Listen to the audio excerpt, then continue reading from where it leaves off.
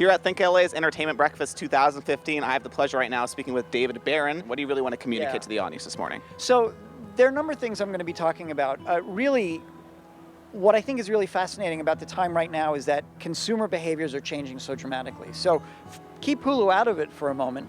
What are consumers doing? How are they consuming video content, premium video content? Where are they consuming premium video content? A lot of those behaviors are what I'm going to be talking about. And obviously at Hulu, we can see what the market is saying and we can see what our own users are doing. So I think that's a really interesting trend right now. How have millennials kind of changed the game as far as how people consume content and where they consume content as regards to other generations doing it mainly with TV and movies?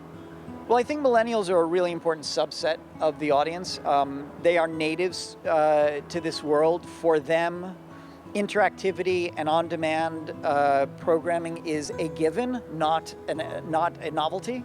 But really what's happening is that consumer choice, consumer control is what this is all about. Because this is a generational evolution in the change of behavior, the change of consumption patterns. The millennial generation is the one that's coming in and saying, I don't understand the old model at all. It is not relevant to me.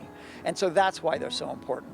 What is the state of VOD original programming? I mean, that really took everyone by surprise. House of Cards obviously is on your competitor network, but you guys do a lot of that great work. So is that a viable option for companies such as yourselves? And I don't know, where do you see the future kind of going with that? Yeah, I don't think option is even the right word. Anyone who's in the premium video space, whether it's a cable network or an SVOD service, is creating original programming. And services like Hulu and some of the other SVOD services are viable points of distribution.